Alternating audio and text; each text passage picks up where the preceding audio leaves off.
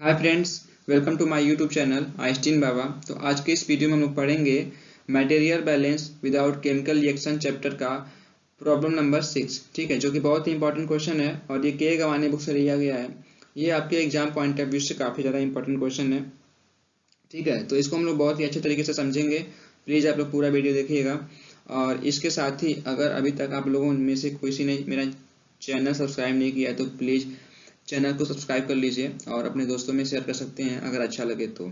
ठीक है, तो सबसे पहले हम लोग क्वेश्चन को ध्यान से पढ़ते हैं, क्वेश्चन क्या कह रहा है, उसके बाद इसको सॉल्व करेंगे। ठीक है, तो क्वेश्चन को हम लोग ध्यान से पढ़ते हैं। Milk powder is produced in a spray dryer which evaporates all of liquids H2O. Operation is shown in figure. Assuming inlet air contains no water, calculate ये क्या निकालना हमको, the production rate of powdered milk, किस rate से powdered milk का production हो रहा है। उसके बाद बी निकालना है the molar flow rate of the inlet air. ठीक है, तो इस जो ब्लॉक डायग्राम दिया हुआ है इसको हम लोग समझते हैं कि ये स्प्रे ड्रायर है। ठीक है, इसमें जिस मिल्क को हमको ड्राई करना है, जिस मिल्क से हमको पाउडर्ड मिल्क बनाना है, वो यहाँ पे इनलेट कराया जा रहा है, यहाँ पे स्प्रे कराया जा रहा है। ठीक है, ऐसे करके सपोज कर लीजिए आप यहाँ पे, इसको आप एग्जाम में मत बनाइएगा, समझने के लिए। ठीक है, तो यहाँ पे ये लिक्विड मिल्क है। ठीक है, तो जो लिक्विड मिल्क है उसमें क्या है, 70% H2 है। हो सकता हो ये भैंस का दूध हो, गाय का दूध हो, या भेड़ का दूध हो, किसी भी चीज़ का दूध हो सकता है। तो आप जानते हैं कि दूध में पानी काफ़ी ज़्यादा मात्रा में होता है। तो वही चीज़ है, इस मिल्क से हमको क्या बनना है, ड्राइड मिल्क पाउडर बनाना है। ठीक है, जो मार्केट में पाउडर वाले मिल्क आते हैं, आप लोगों ने देखा होगा पाउडर में आते हैं, आप उसको घोल के लिक्विड मिल्क बनाते हैं। ठीक है, तो वही चीज़ है, इसको लिक्विड मिल्क को ड्राई मिल्क पाउडर बना रहे हैं स्प्रे ड्रायर में। ठीक है, तो इसको मिल्क को ड्राई करने के लिए, इसको मॉइस्चर को हटाने के लिए हम यूज कर रहे हैं यहाँ पे इनलेट एयर का, हॉट इनलेट एयर का। यहाँ पे देखिए इसका टेम्परेचर दिया हुआ है 170 डिग्री सेल्सियस टेम्परेचर है। इसको केल्विन में करेंगे तो 423 केल्विन होगा। ठीक है, अब ये हॉट एयर जाएगी, चूंकि यहाँ पे मिल्क स्प्रे हो रहा है तो ये इनसे होके जा रहा है एयर।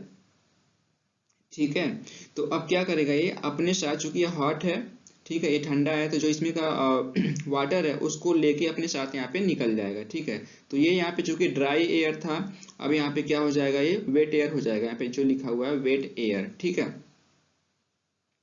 तो ये यहाँ पे लिखा है ऑल ऑफ लिक्विड, मतलब यहाँ पे कोई भी यहाँ पे इसमें का मॉइस्चर यहाँ पे बच नहीं रहा है, सारा का सारा मॉइस्चर अपने साथ लेके चला जा रहा है। ठीक है, कोई भी मॉइस्चर मतलब पानी बच नहीं रहा है। ठीक है, तो ये कंडीशन है। तो जो यहाँ से वेट एयर निकल रहा है उसका कंडीशन दिया हुआ है कि उसमें जो है 12% H2O है मोल बेसिस पे। ये चीज ध्यान है, यहाँ पे मोल बेसिस पे 12 मोल% H2O है। मतलब अगर जो भी यहाँ पे फ्लो जा रहा है, जो भी फ्लो जा रहा है यहाँ पे, उसका उसको अगर हम मोल में लें कि इतना मोल प्रति घंटा जा रहा हो, सपोज करिए यहाँ पे मोल प्रति घंटा में ले रहे हैं इसको, तो उससे जो भी मोल होगा उसका 12% उसमें क्या होगा, पानी होगा। ये चीज ध्यान है कि मोल में लेंगे तभी। ठीक है, उसके बाद तो ये मोल में नहीं दिया हुआ है यहाँ पे, ये तो ये बस कंडीशन एक दिया हुआ है। उसके बाद कंडीशन, ये दूसरा कंडीशन दिया हुआ है यहाँ पे कि जो ये फ्लो जा रहा है उसका वॉल्यूमेट्रिक फ्लो दिया हुआ है कि metre cube per hour, 18,000 metre cube का फ्लो है। 18,000 मीटर क्यूब पर आवर के फ्लो से ये बाहर निकल रहा है। ठीक है,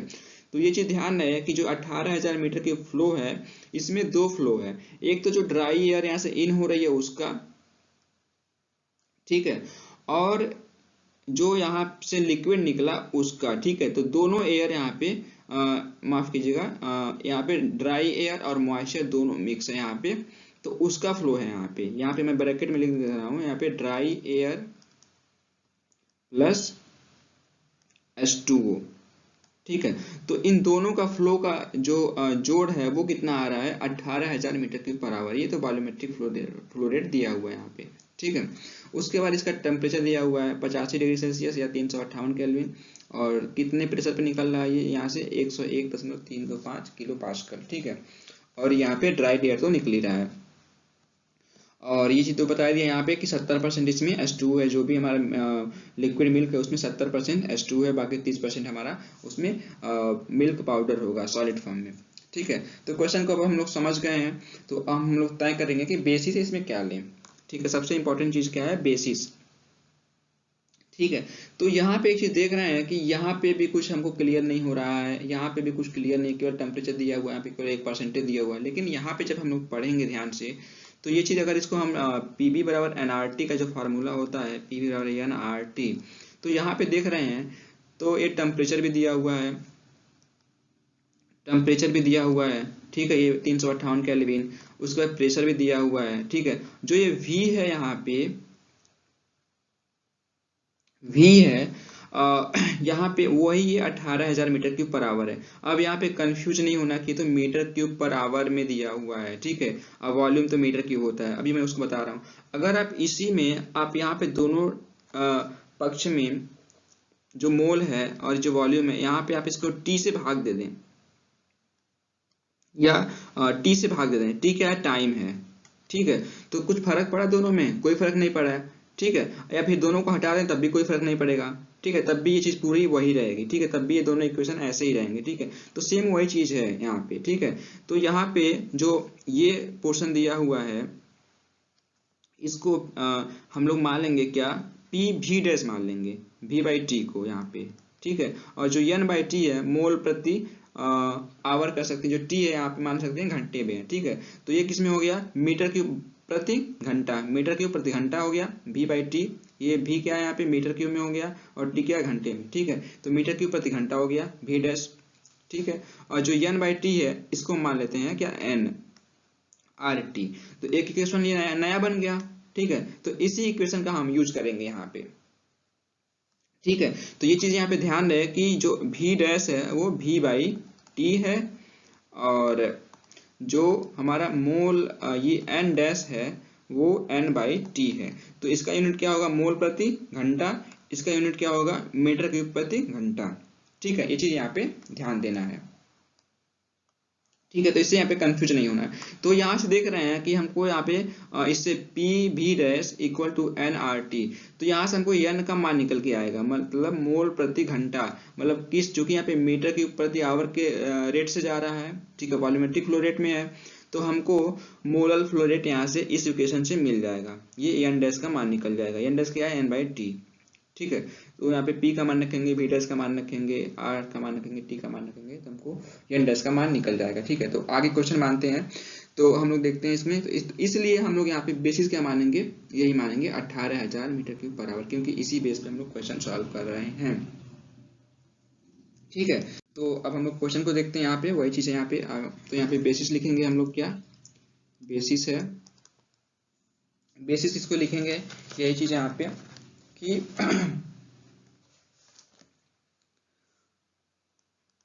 18,000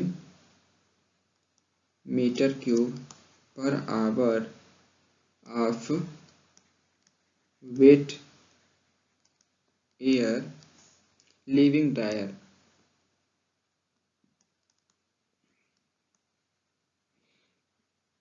ठीक है। इसी बेस पे हम लोग क्वेश्चन सॉल्व कर रहे हैं, ठीक है। तो इसलिए इसको हम लोग बेसिस लिख लेंगे, ठीक है।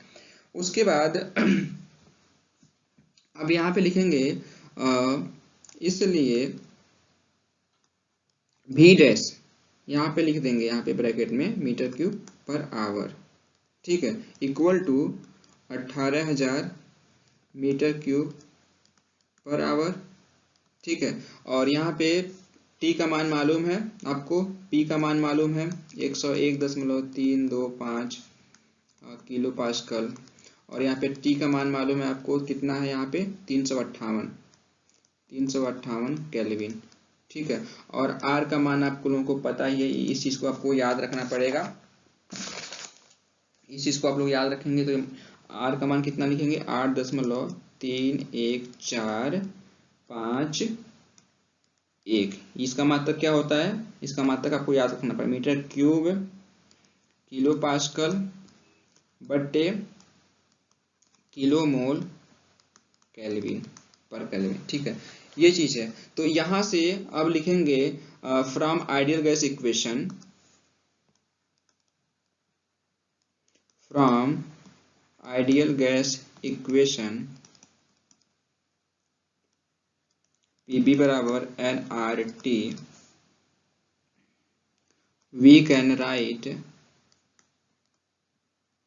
वी कैन राइट, क्या हमको दूसरा इक्वेशन यूज करना है, कौन सा, P V dash equal to N dash R T. अब यहाँ पे ब्रैकेट में हमें लिखना पड़ेगा, यहाँ पे V dash equal to V by T, यहाँ पे क्या लिख देंगे, मीटर क्यूब प्रति आवर। ठीक है, इसको स्मॉल टी कर सकते हैं, हो सकता है ये टेम्परेचर ये जो वाला है इससे कंफ्यूजन हो, इसको स्मॉल टी कर सकते हैं। ठीक है, ये बात समझने के लिए। और एन डैश बराबर क्या लिखेंगे यहाँ पे, एन बाई स्मॉल टी।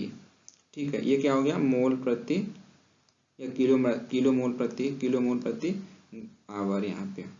ठीक है, तो ये चीज़ यहाँ पे ब्रैकेट में लिख देंगे, लिखेंगे फ्रॉम आइडियल गैस इक्वेशन पे वी कैन राइट दिस। ठीक है, अब इसी चीज़ का यूज करेंगे यहाँ पे। अब उसी फार्मूले को हम लोग यहाँ पे लिखेंगे एन डैश इक्वल टू, उसको सेट करके पी बी डैश बटे आर टी। ठीक है, अब यहाँ पे पी का मान लिखेंगे हम लोग 101.325 गुणे भी का मान कितना था, भी डैश का मान 18,000। ठीक है, अब गलती ना हो, आप चाहें तो उसके लिए यूनिट के साथ में भी लिख सकते हैं इसका। तो अब आर का मान 8.311451 गुणे और टी का मान कितना था 358। ठीक है, केल्विन।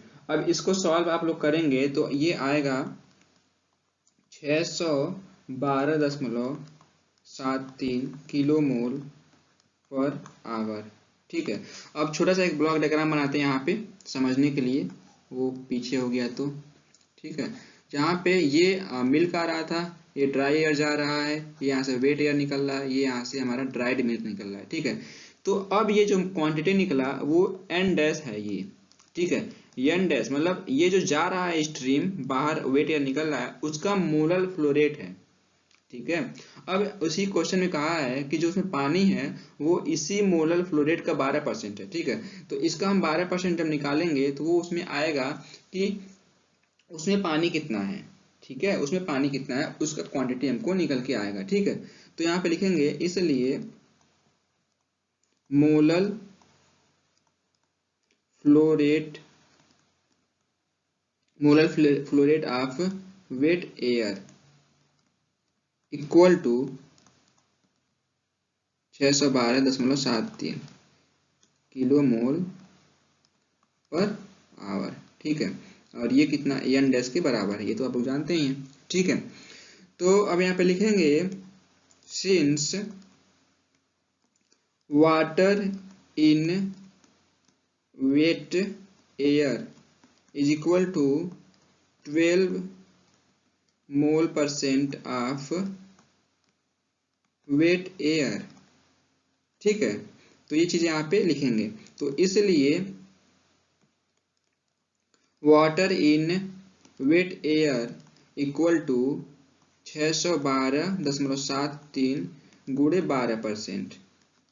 ठीक है, इसका 12% निकालेंगे, या इसको आप ऐसे कर सकते हैं 612.73 गुणे 0.12। ठीक है, तो ये निकल के कितना आएगा यहाँ से आपका कि water in wet air is equal to, इसका आप वो करेंगे कैलकुलेट जब करेंगे तो ये आपका आएगा 73.53 किलो मोल पर आवर। अब ये किलो मोल पर आवर में आया, क्यों आएगा, क्योंकि इसका भी यूनिट क्या है, यही है। ठीक है, तो मतलब इस रेट से वेट एयर में, ड्राई एयर में ये पानी मिक्स होगा। ठीक है, तो ये आपका निकल के आया पानी की क्वांटिटी कितनी है। अब एक चीज आपको ध्यान देना है, जो क्वेश्चन में कह रहा था कि जो ड्राई एयर है अपने साथ सारा का सारा पानी उड़ा ले जा रही है, जितना भी पानी दूध में है 70% जो इसमें था, इसमें जो 70% पानी था वो सारा का सारा साथ अपने साथ उड़ा ले जा रही है। ठीक है, अपने साथ लेके चली जा रही है। ठीक है, तो मतलब जो भी पानी है वो यही पानी है, जो ये 70% पानी था वो यही पानी है। ठीक है, तो इसका मतलब ये है कि ये जो है 70% है इस क्वांटिटी का। ठीक है, इस क्वांटिटी का जो भी यहाँ पे फ्लो हो रहा था उसका 70% है ये। ठीक है, तो इसको चाहे तो हम यहाँ पे क्या कर सकते हैं, इसको चूंकि वाटर इन वेट एयर चूंकि किलो मोल में है। ठीक है, तो इसको हम लिख सकते हैं यहाँ पे और water in wet air in kg per hour, ठीक है, यहाँ पे ब्रैकेट में कर सकते हैं। तो यहाँ पे इसके मॉलिक्यूलर वेट से गुणा कर देंगे तो ये केजी में चेंज होगा। किलो मोल को आपको चेंज करना हो केजी में तो उसके मॉलिक्यूलर वेट से गुणा करते हैं, तो यहाँ भी वही काम करेंगे, ठीक है। तो यहाँ पे 18 से इसमें गुणा कर देंगे, 18 गुणे 73.53। अब इसमें किसमें चेंज हो गया है, किलोग्राम पर आवर में, ठीक है।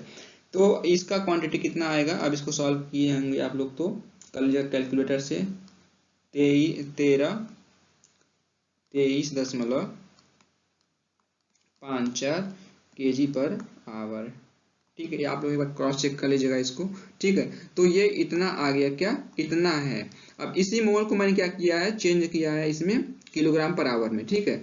तो इससे इस किलोग्राम इस रेट से इसमें ड्राई एयर में वेट एयर ड्राई एयर में पानी मिक्स हो रहा है इस रेट से, ठीक है। अब जो कह रहा था कि जो 70% पानी है और सारा पानी एयर अपने साथ लेके उड़ जा रहा है, तो इतना ही पानी तो होगा। जो ये 70% है, सपोज करिए जो ये इसमें मिल्क है, यहाँ पे मान लेते हैं let the quantity of liquid milk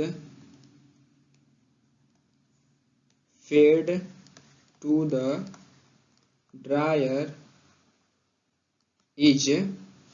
is इसको मान लेते हैं x, ठीक है। मतलब जो इसमें क्वांटिटी मिल्क डाल रहे हैं वो उसकी क्वांटिटी कितनी है, x, ठीक है। तो अब x का 70% निकालेंगे, हेंस इसलिए वाटर इन लिक्विड मिल्क इसलिए मैं कह रहा हूं क्योंकि अब ये लिक्विड फॉर्म में ड्राई नहीं है। Water in liquid milk is equal to x का कितना है, 70% है, तो 70% को क्या 0.7 लिख सकते हैं, ठीक है। अब ये कितना है, ये इतने के बराबर है यहाँ पे, ठीक है। तो इसको यहाँ पे ये लिख देंगे, यहाँ पे 23.54, ठीक है। तो ये यहाँ पे 13.24 निकल के आएगा।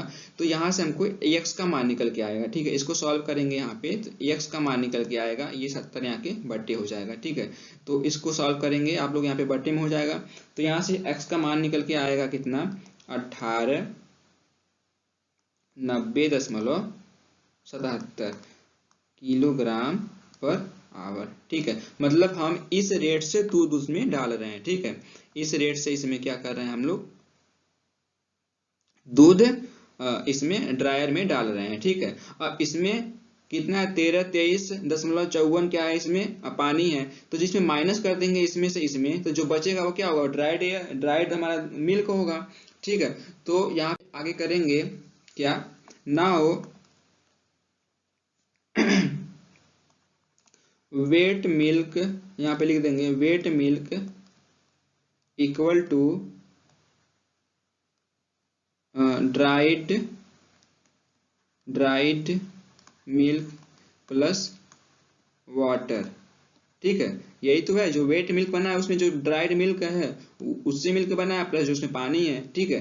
तो वेट मिल्क कितना आपका आ गया, यहाँ पे वेट मिल्क कितना आ गया, 1890.77 और ड्राइड मिल्क आपको निकालना है,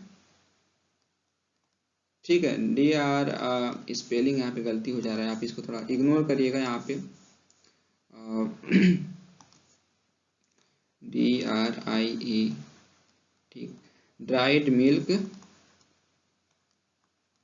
प्लस वाटर कितना था इसमें, 23.54, ठीक है। तो यहाँ पे निकल के आएगा क्या, ड्राइड मिल्क इक्वल टू, ये दोनों घटाएंगे इसमें से 1890.77 में से एक घटाएंगे आप इतना, तो ये निकल के आपका आएगा कितना, 567.23। इसका भी यूनिट वही होगा क्योंकि बाकी का यूनिट जब वही है तो इसका भी यूनिट वही होगा। तो ये हो गया आपका, निकल गया पहला आंसर, ठीक है। जो पहला आंसर पूछा था कि किस रेट से ड्राइड का प्रोडक्शन हो रहा है, तो वो यहाँ से निकल के आ गया। तो ये आंसर हो गया ए का, ठीक है। उसके बाद पूछा है अब कि जो हम एयर डाल रहे हैं उसमें इसका क्या रेट है, मोलर फ्लो रेट, ठीक है। तो आप देखें यहाँ पे उसका निकल ही गया था आपको, उसमें एयर की क्वांटिटी निकल गई थी, जो टोटल आया था मोल वो कितना आया था, टोटल वेट एयर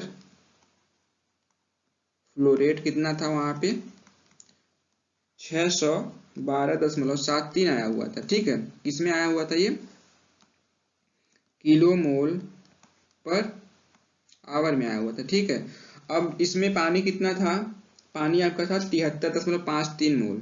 ठीक है, तो यहाँ पे निकल जाएगा, यहाँ पे एंड यहाँ पे लिख देंगे since total wet air flow rate is equal to इतना and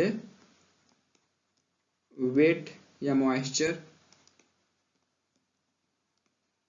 moisture in wet air equal to 73.53 kilo mole. ये आप सब पीछे निकाल चुके हैं। ठीक है, इसलिए